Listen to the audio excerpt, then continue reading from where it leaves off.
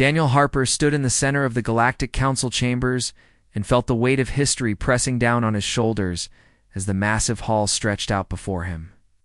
Like a cathedral built for giants where thousands of alien beings filled. The curved seating tiers that rose up on all sides with their eyes, whether compound or crystalline or reptilian, all focused on him with a mixture of contempt and amusement, because Daniel was human, and in this place, that meant he was considered lesser, even though he wore the formal blue uniform of Earth's diplomatic corps with its silver trim and the small, itty flag patch on his shoulder that showed his home world where his hair had gone gray during his 30 years of service, and his face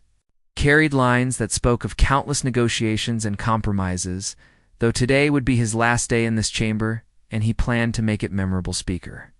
Krell of the Varaxian Empire rose from his elevated seat as the reptilian creature stood nearly 8 feet tall, with scales that shimmered like polished bronze,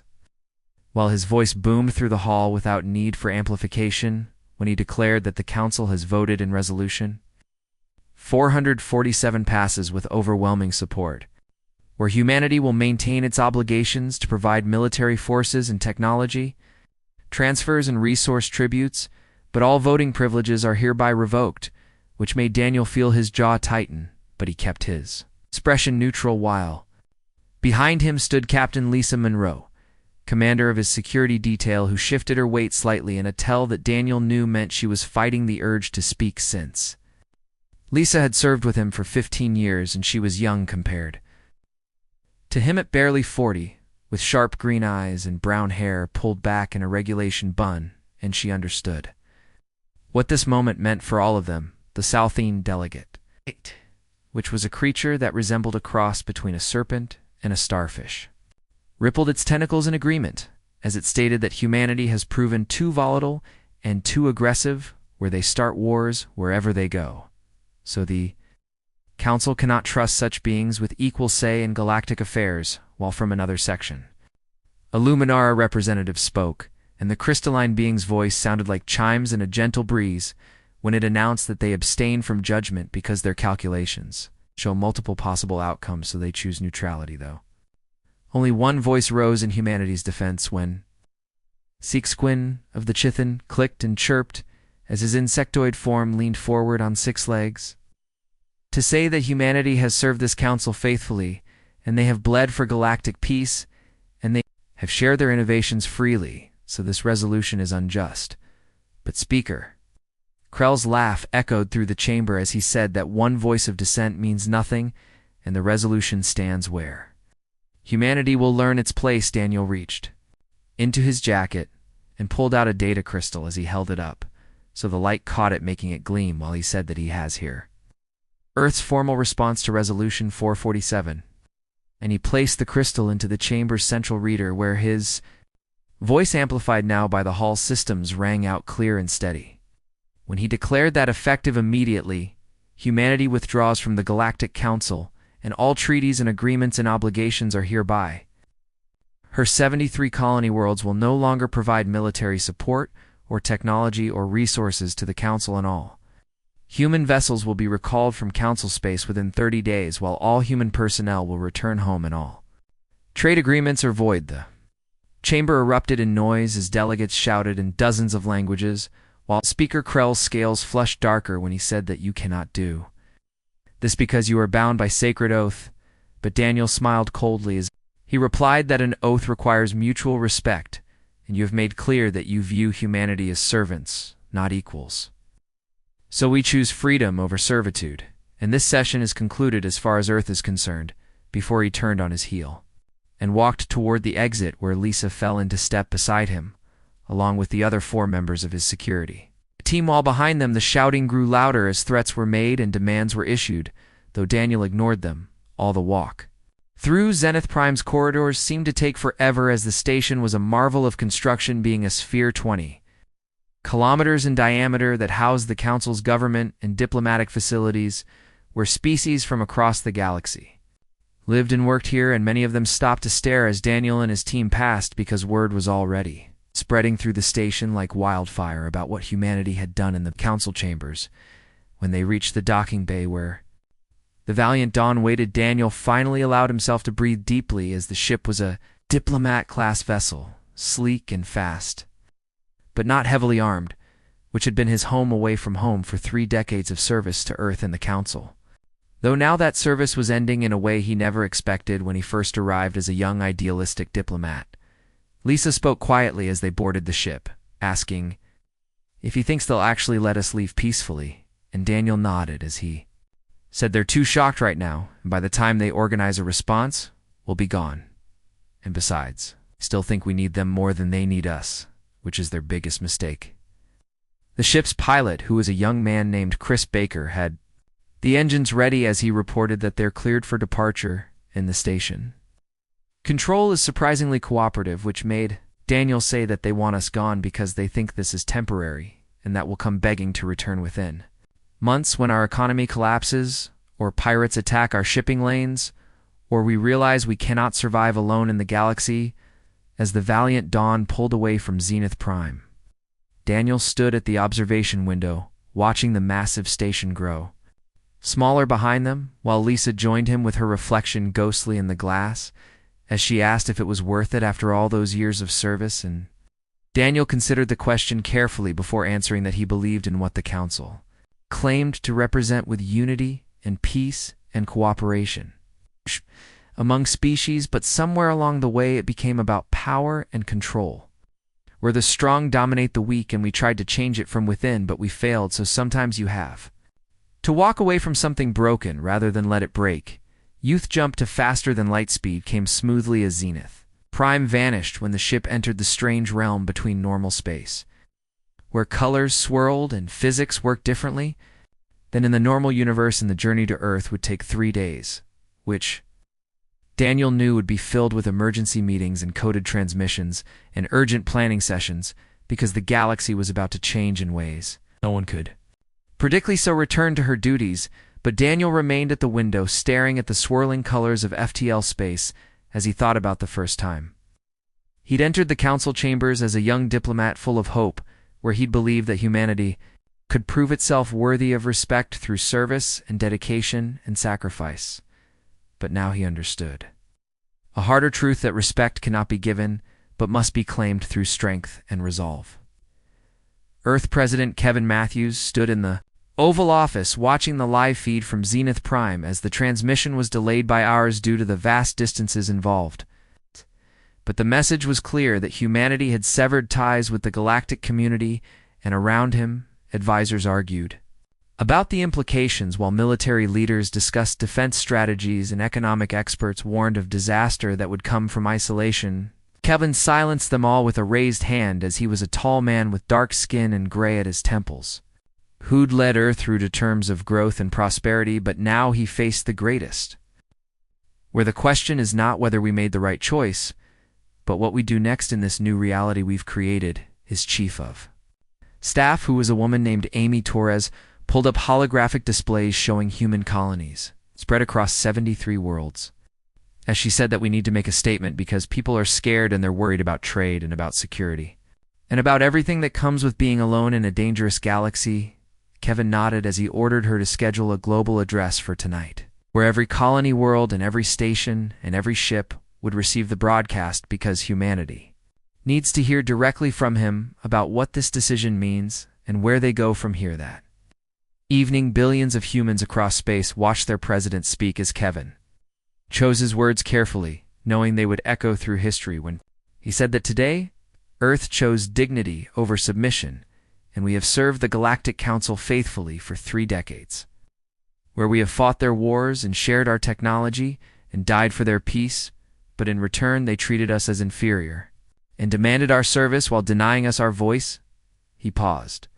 letting the words sink in across all the worlds where humans lived, before he continued by saying that this is not about isolation, but about respect, and humanity will still trade with other species and defend the innocent and reach out in friendship, but we will do so as free people, not as servants, where we will forge our own path among the stars on our own terms. 3 months had passed since humanity walked away from the Galactic Council, and the first cracks in the galactic order were already showing as the Vraxian Empire launched an aggressive expansion into the Outer Rim territories where they annexed Fu.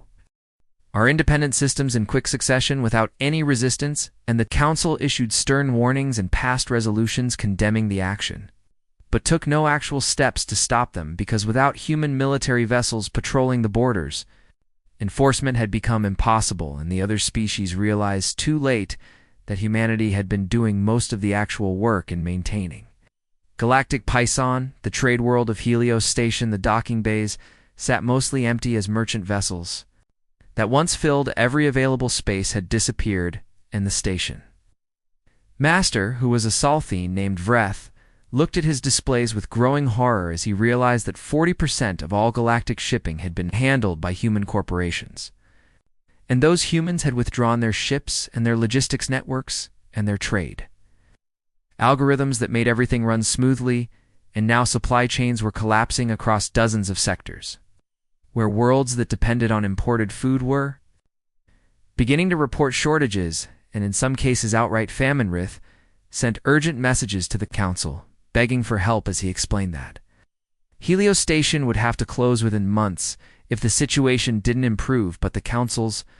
response was simply to order him to find alternative shipping contractors, even though no such contractors existed with the capacity to replace what humanity had provided. And Vreth realized that the Council members still didn't understand the scope of the disaster they had created. Commander Alex Turner stood on the bridge of the human defense cruiser Defender, watching his tactical displays as they showed distress calls coming from neighboring alien systems where pirates were raiding with impunity. Now that Council enforcement had collapsed, and Alex was a career military officer in his late 30s, with short black hair and the kind of calm to demeanor that came from years of combat experience, and he wanted desperately to respond to those calls because it went against everything he believed in to ignore people in danger. But his orders from Earth were crystal clear that humanity is neutral now, and they protect their own and nothing more. Than Chithon, Ambassador Zixquin sent a coded message directly to Alex's ship, bypassing official channels as he begged for help, explaining that Chithon colony worlds were being attacked, and the Council refused to send aid because they were dealing with their own crises. And Zixquin's message was personal and desperate, as he reminded Alex that the Chithon had been the only species to defend humanity in the Council chambers, and now they were paying the price for that loyalty, as other species saw them as weak. Alex read the message 3 times as he sat alone in his ready room, and he wanted to order his fleet to jump to Chithon space and drive off the pirates, but he knew that disobeying orders would mean the end of his career, and possibly worse, because Earth needed discipline now more than ever as they stood alone against a potentially hostile galaxy. And so he composed a careful reply to Zixquin, explaining that his hands were tied, but that he would forward the request to Earth Command with his strong recommendation for intervention, even though he knew that recommendation would probably be denied on Earth. In a laboratory complex in Geneva, Dr. Nicole Stevens made a breakthrough that would change everything as she ran the final tests on a new faster-than-light, the drive system that her team had been developing in secret for the past 5 years. And Nicole was a brilliant physicist in her mid-40s with red hair that was always falling out of whatever clip she used to hold it back, and she'd spent decades reverse engineering alien technology that humanity had acquired through trade and treaties with the Council. But now, with those restrictions gone and no need to share her findings with Council oversight committees, she'd been able to push the boundaries of what was possible. The new drive was twice as efficient as anything the galaxy had seen before, as it used a quantum tunneling effect that Nicole's team had discovered by combining human theoretical physics with alien engineering principles in ways the original creators had never imagined. And when she activated the test unit, it performed flawlessly as it opened a stable, faster-than-light corridor that used half the energy of conventional drives and could be sustained for much longer periods, which meant human ships could now travel farther and faster than any other species in the galaxy. Cole immediately contacted President Kevin Matthews with the news, and within hours, Earth's shipyards received orders to begin retrofitting the entire human fleet with the new drives, while simultaneously starting production of a new generation of vessels designed from the ground up to take advantage of the technology. And Kevin understood that this breakthrough gave humanity a strategic advantage that could mean the difference between survival and destruction in the months ahead. The Galactic Council convened an emergency session on Zenith Prime as reports flooded in from across the galaxy about collapsing trade networks and unchecked piracy and expanding territorial conflicts that the Council had no power to stop, and Speaker Krell, who had been so confident 3 months ago, now looked uncertain as he faced the other delegates and tried to maintain order, while chaos erupted. Around them, the Luminara Delegate Crystal Voice 7 spoke in its chiming voice as it presented calculations showing a 73% chance of complete systemic collapse within 2 years if current trends continued, and the crystalline being explained that the Council had been built on the assumption that all member species would contribute proportionally to maintaining order, but in reality, humanity had been providing far more than their fair share, and now that they were gone, the system couldn't function, and other species either couldn't or wouldn't fill the gap. Speaker Krell dismissed the warning as he insisted that the problems were temporary, and that the Council just needed time to adjust and reorganize. But several other delegates pointed out that species were already beginning to withdraw from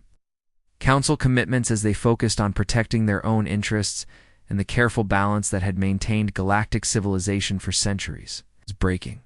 down faster than anyone had predicted. Day Junior Delegate from a small species called the Torvins stood up and said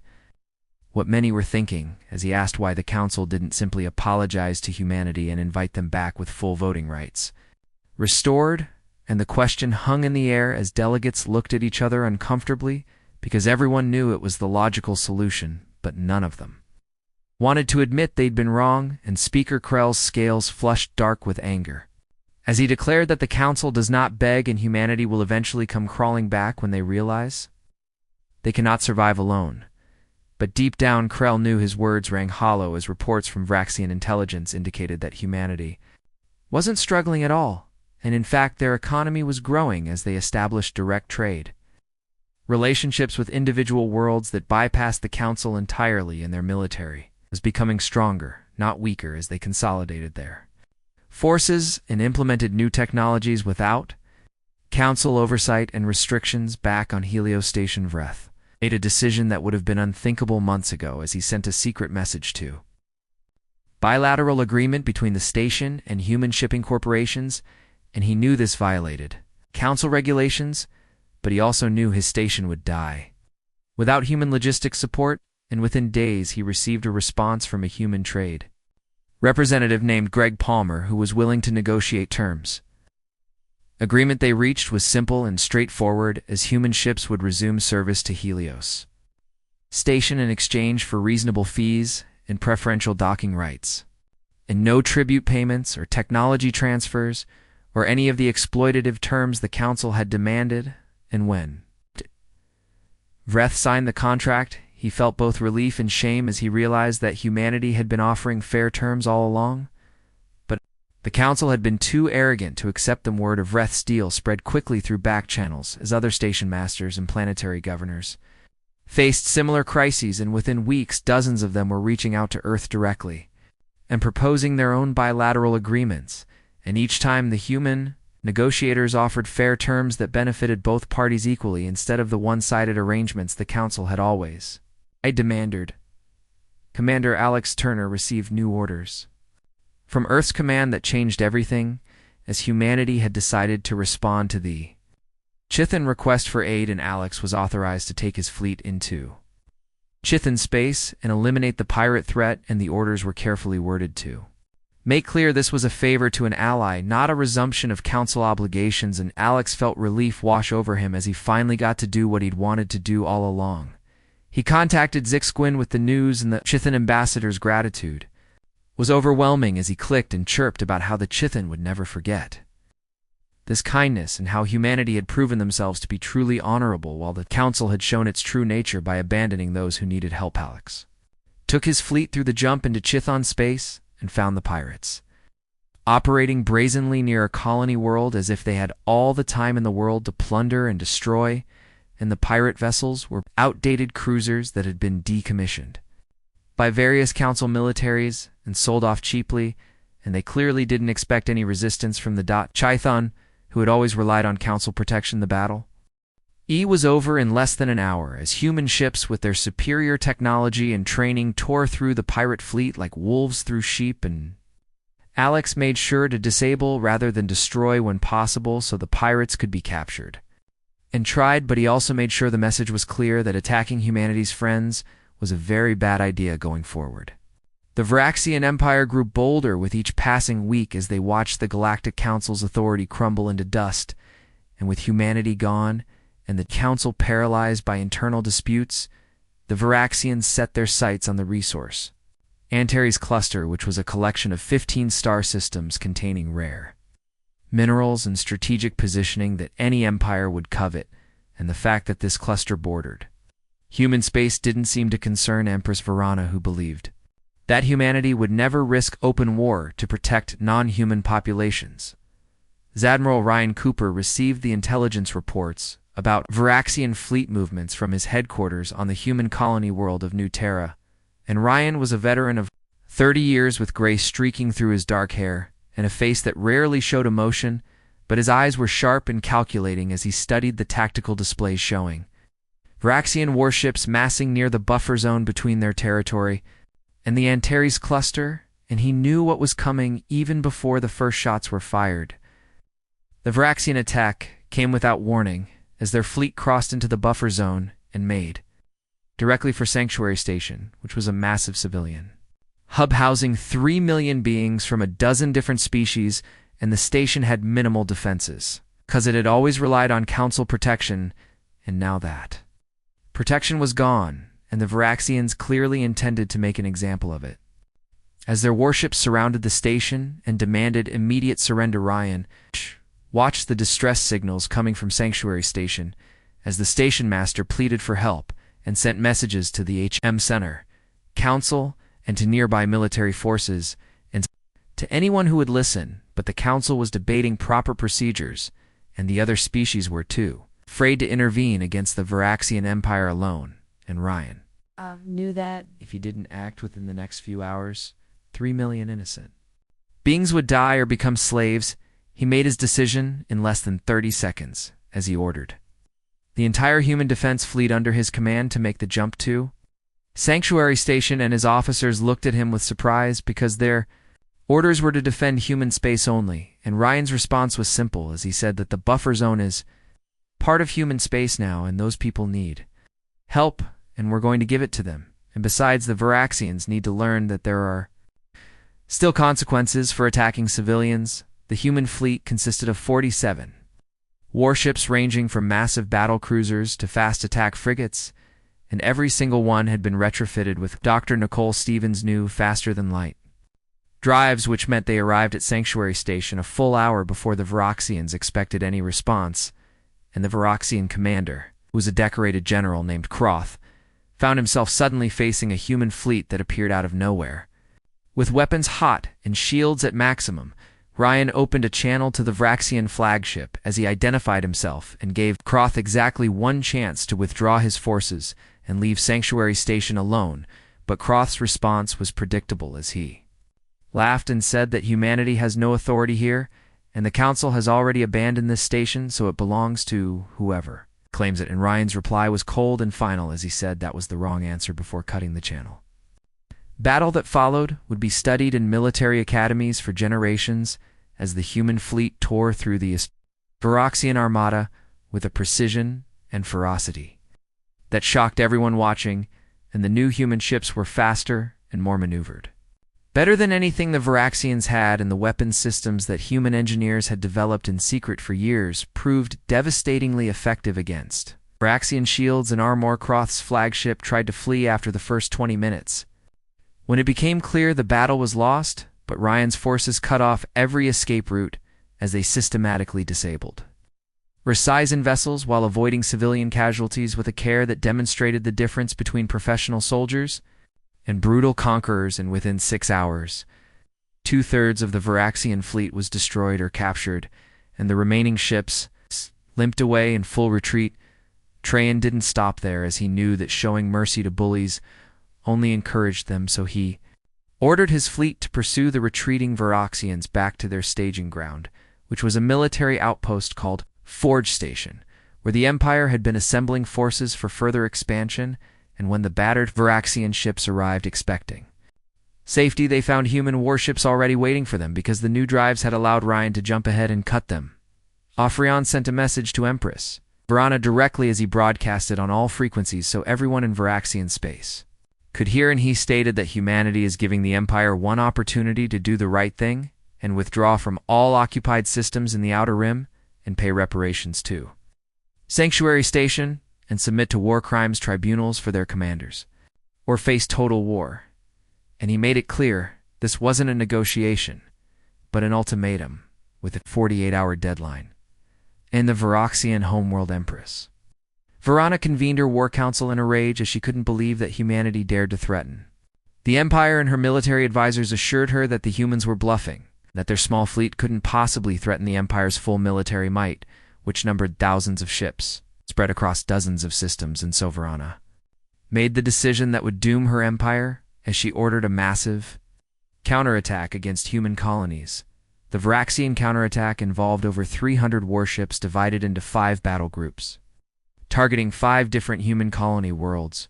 And the plan was to hit humanity so hard that they would beg for peace, but the Varaxians didn't understand that they were fighting an opponent who had been preparing for this possibility for months and who had technology they couldn't match and tactics they couldn't counter. Each Varaxian battle group found itself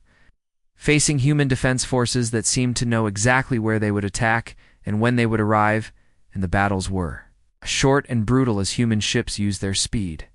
advantage to strike and fade and strike again, while Varaxian commanders grew increasingly frustrated trying to land hits on vessels that moved like nothing they'd ever seen. Commander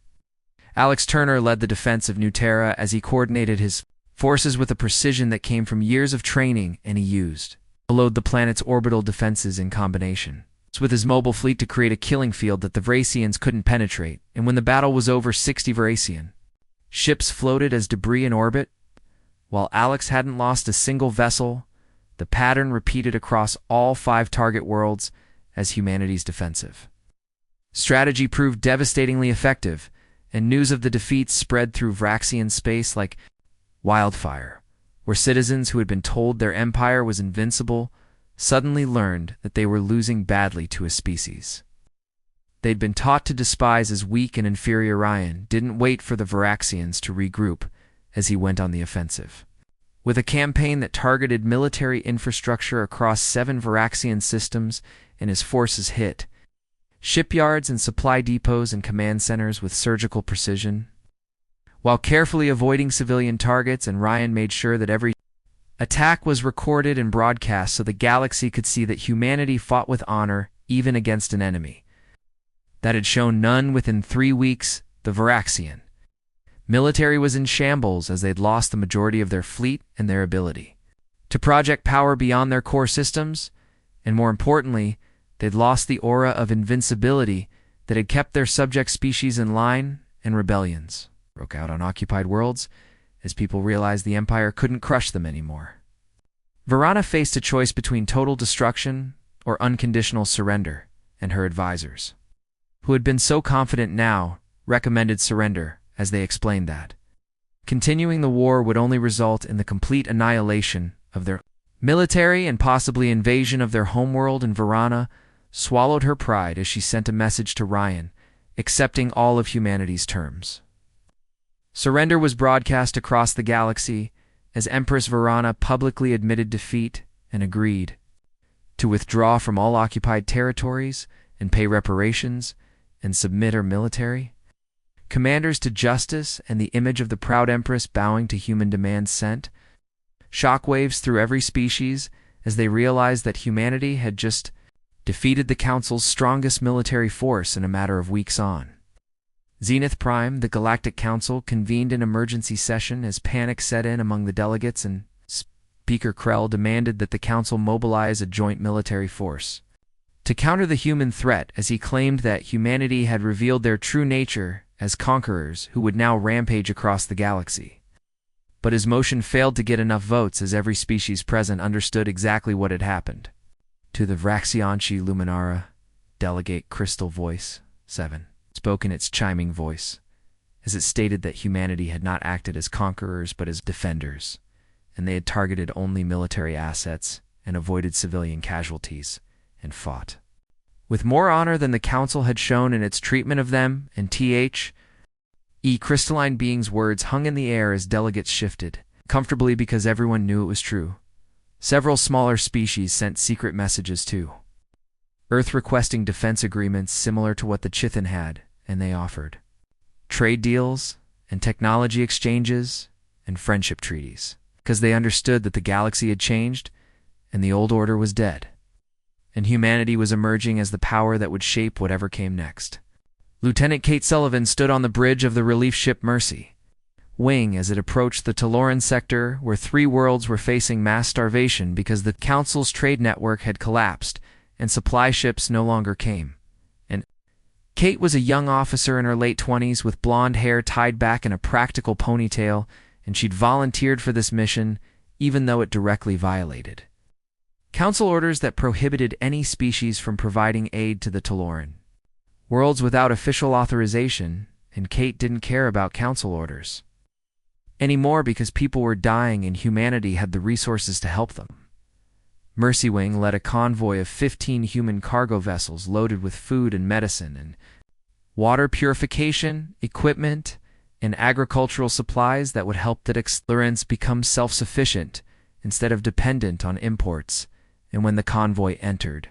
Taloran space, they were met by local defense ships that seemed unsure whether to welcome them or turn them away, because accepting human aid meant defying the Council, but refusing it meant condemning millions to death. Kate opened a communication channel to the Taloran Defense Coordinator as she explained that humanity wasn't asking for permission or payment or political favors, and they were simply bringing food to people who needed it, and the Talorans could accept it or refuse it, but either way the ships would unload their cargo and depart. And the Taloran coordinator, whose name was Velern, spoke with a voice that trembled with emotion as he said that the Council had forbidden them from accepting outside aid. And Kate's response was simple as she asked whether the Council was sending food, and when Velern admitted they were not, she said, then their orders are meaningless. The relief operation took 3 days, as human crews worked alongside grateful Talorans to distribute supplies and set up the water purification systems and teach local farmers how to use the advanced agricultural equipment, and Kate made sure that everything was done respectfully as she instructed her people to treat the Talorans as equals and partners, not as charity cases. And by the time the convoy prepared to leave, thousands of Talorans gathered at the spaceport to wave goodbye and thank the humans who had saved them when the mighty Council had abandoned them. Word of the Taloran relief missions spread through the galaxy faster than any official Council communication. The species that had suffered under Council neglect began reaching out to Earth directly and asking for help with their problems, and President Kevin Matthews established a new department called the Office of Humanitarian Affairs with a simple mandate to help anyone who asked, regardless of their species or location or political alignment, and the only requirement was that the help be genuinely needed and freely accepted. Earth began establishing bilateral trade agreements with dozens of worlds as these agreements bypassed the Council entirely and were structured to benefit both parties fairly, instead of extracting tribute from the weaker partner, and human merchants found eager trading partners among species who had been exploited by the Council's unfair terms for decades. And the new trade network grew rapidly as more worlds joined and discovered that direct dealing with humans was more profitable and reliable than working through Council bureaucracy. Dr. Brandon Mills led the medical initiative as he was a physician who had spent 20 years working in frontier colonies, and he understood that medicine was about more than just treating disease, but about building trust and showing compassion, and Brandon was a quiet man in his 50s with kind eyes and gentle hands, and he assembled teams of volunteer doctors and nurses who traveled to alien worlds. Offering free medical care, the human medical teams opened clinics on worlds that had never seen advanced healthcare as they treated diseases that the Council had ignored because they only affected minor species who had no political power. And Brandon's people worked 18-hour days in difficult conditions, but they never complained because they could see the difference they were making, and children who would have died were surviving, and parents who had lost hope were smiling. Again, Brandon made a special trip to the Chthon homeworld as he brought with him a cure for a genetic disorder that had plagued the Chthon for generations, and the Council's medical researchers had refused to work on it because the Chthon couldn't pay the research costs. But Brandon's team had developed the cure in 6 months using the advanced genetic techniques that humanity had been developing in secret, and when he presented it to Queen Ness' mother, she wept with joy and declared that humans were the most honorable species in the galaxy. The Council attempted to impose sanctions on any world that traded with humanity as they passed a resolution declaring that bilateral agreements outside Council oversight were illegal in any species. Engaging in such agreements would lose their Council membership and access to Council benefits. But the threat backfired spectacularly, as over 40 systems immediately announced they would rather trade with humanity than remain in a council that had failed them. The Luminara, who had always been the most logical and analytical species in the council, made their move as Crystal Voicevon called a special session and delivered a speech that would be remembered for generations, and the crystalline being stated that their calculations had been proven correct as the council's treatment of humanity was both unjust and illogical, and the consequences had been predictable, and the council had brought this crisis upon itself through arrogance and short-sighted. Nestri's voice 7 announced that the Luminara were withdrawing from active participation in council affairs, as they could no longer support an organization that valued pride over pragmatism and power over justice, and the Luminara would instead seek bilateral agreements with humanity and other like-minded species. And the speech ended with a simple statement that logic and honor demanded this course, and the Luminara always followed logic. Luminara withdrawal sent shockwaves through the council, as they were one of the founding species, and their technological and scientific contributions had been essential to galactic civilization, and without them the council lost much of its credibility, and other species began to question whether remaining in the organization made sense any more. Ambassador Daniel Harper, who now worked from Earth's new diplomatic headquarters in Geneva, received a secret message that surprised him, as it came from the new Vraxian government that had overthrown Empress Viorana after the humiliating defeat, and the message requested a meeting to discuss peace terms and trade agreements, and possibly even an alliance. And Daniel was skeptical at first, but he agreed to meet with the Vraxian delegation because humanity's policy was to give everyone a chance at redemption. The Vraxian delegates arrived on Earth humble and respectful, which was a stark contrast to the arrogant empire that had attacked Sanctuary Station, and their leader was a former general named Vex, who had opposed the war from the beginning and had led the coup that removed the Empress. And Vex spoke plainly as he admitted that the citizens had been wrong about humanity and wrong about their own strength, and now they wanted to rebuild their society along better principles, and they hoped humanity would help them. Daniel listened carefully as Vex outlined proposals for mutual defense agreements and technology sharing and cultural exchanges, and he could see that the Vraxian was sincere in his desire for change. But Daniel also knew that trust had to be earned over time, and so he agreed to negotiate, but made it clear that humanity would never again accept second-class status, and any agreement would be between equals, or there would be no agreement at all. Negotiations took weeks, but eventually produced a treaty that surprised the galaxy, as humanity and the Vraxian Republic formed a partnership based on mutual respect and shared interests. And the treaty included provisions for the Vraxians to pay reparations to all victims of their previous aggression, and to reform their government and military along more ethical lines, and in exchange, humanity agreed to provide technological assistance and trade access and defensive support if the Empire was attacked. Their species watched in amazement as humanity transformed their defeated enemy into an ally, and the message was clear that humanity didn't seek to dominate or destroy, but to build relationships with anyone willing to treat them fairly, and this approach was radically different from the Council's method of maintaining power through fear and exploitation. And Zenith Prime Speaker Krell sat in his quarters watching news feeds from across the galaxy as he saw human ships patrolling trade routes, and human doctors saving lives, and human diplomats forging alliances, and he realized with bitter clarity that everything he had said about humanity was wrong. And they weren't violent aggressors who needed to be controlled, but protectors who had been restraining themselves for the sake of galactic harmony, and the Council had thrown away the best ally they ever had because of pride and prejudice. Krell sent a private message to his government recommending that they reach out to humanity and seek reconciliation, but his message was ignored as his own. People had lost faith in his leadership after the disasters that followed his policies, and he sat alone in his quarters understanding that history would remember him as the fool who destroyed the Galactic Council. 2 years had passed since humanity walked away from the Galactic Council and the Old Order. It crumbled into dust as more than half of all member species had withdrawn from active participation or left entirely, and the council chambers on Zenith Prime echoed with emptiness as delegates who still attended spent their time arguing over meaningless resolutions while the galaxy moved forward without them, and the remaining members clung to their fading authority like drowning sailors clutching broken pieces of a shipwreck. Earth announced it would host the first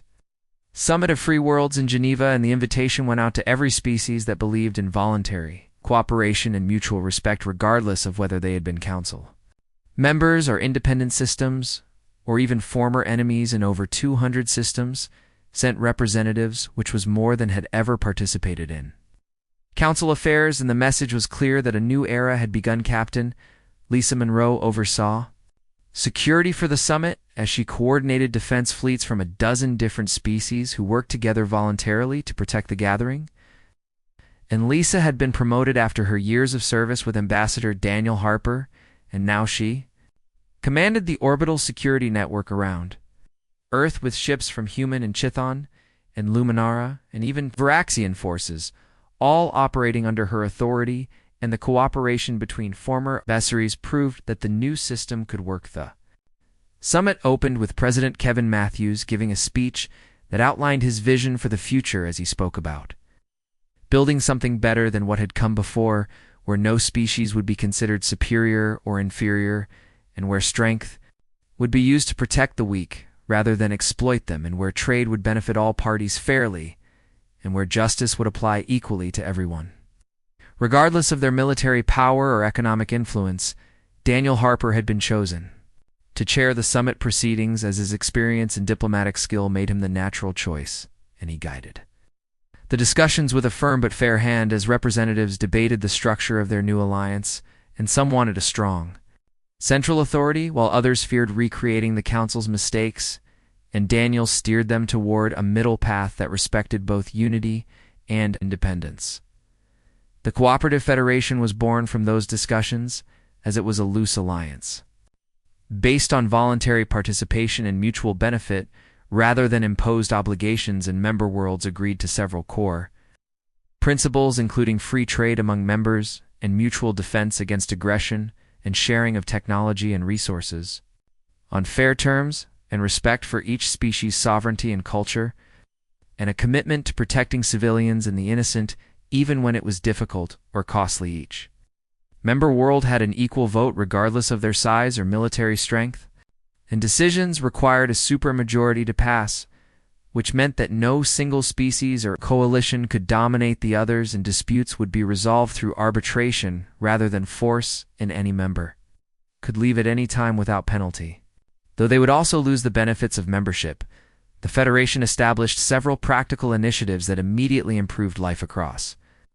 member systems, as humanity provided military protection through a volunteer defense force that patrolled trade routes and responded to piracy and aggression, and the Chithons shared their agricultural expertise, helping worlds achieve food security, and the Luminara contributed their mathematical and scientific knowledge to solve complex problems. And the reformed Varaxian Republic offered resources and manufacturing capacity. Dr. Nicole Stevens was appointed as the Federation's chief science officer, as she coordinated research projects that combined the best minds from dozens of species, working together on challenges that benefited everyone. And her teams developed new medical treatments and improved faster-than-light technology and better methods for terraforming marginal worlds and cleaner energy systems, and Cole made sure that all discoveries were shared freely among member worlds because she believed that knowledge belonged to everyone in the Vroxian homeworld former. Speaker Krell sat in his prison cell watching news coverage of the summit on a small screen as he saw representatives from across the galaxy working together in harmony, and he saw human ships protecting species that the Council had ignored, and he saw cooperation replacing exploitation, and he finally understood the full scope of his failure. And he had feared humanity's violence, but their violence had only ever been in defense of others, and he had dismissed their idealism, but that idealism was transforming the galaxy into something better. Krell wrote a letter to Daniel Harper apologizing for his role in humanity's mistreatment and acknowledging that he had been wrong about everything, and he didn't expect forgiveness, but he wanted Daniel to know that he understood now why humanity had walked away and why the galaxy was better for it. And Daniel read the letter and felt no satisfaction in Krell's regret, but he wrote back a simple reply stating that everyone deserves a chance to learn from their mistakes, and perhaps someday Krell would have an opportunity to make amends. The old Galactic Council still met in their grand chambers on Zenith Prime, but attendance had dwindled to less than 30 species from the original 300.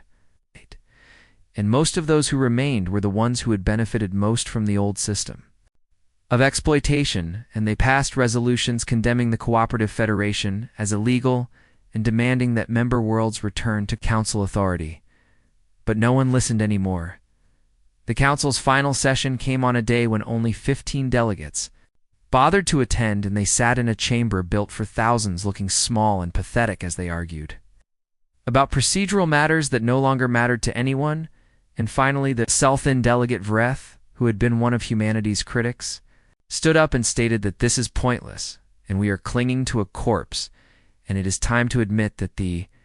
Council is dead, and we killed it through our own arrogance, and agreed the motion to dissolve the Galactic Council passed with only 2 votes against it, and the delegates filed out of the chamber for the last time as the lights dimmed behind them and centuries of tradition ended not with drama or ceremony, but with a whimper, as the last remnants of the old order finally accepted reality. Earth President Kevin Matthews gave another address to mark the occasion, as he spoke not with triumph, but with humility, about how humanity had not set out to destroy the Council, but to find respect and dignity, and how they had been forced to walk away when those things were denied, and how the new system that emerged was better for everyone, including the species that had opposed humanity. Matthews acknowledged the challenges ahead, as building something new was always harder than maintaining something old, and the Cooperative Federation would face tests and crises and difficult decisions, but he expressed confidence that free people working together could overcome any obstacle, and humanity had proven that you don't need to dominate others to be strong, and you don't need to exploit others to prosper. And sometimes the bravest thing you can do is walk away from a broken system and build something better. Admiral Ryan Cooper stood on the bridge of his flagship Liberator, watching a massive convoy of merchant ships from 20 different species traveling safely through space, as his fleet and allied forces from the Chithan and Luminara and others maintained a protective perimeter. And Ryan thought about how different this was from his council days, when he had to follow orders that often contradicted his conscience, and now he protected people because it was right, not because some distant authority commanded it. Commander Alex Turner's fleet patrolled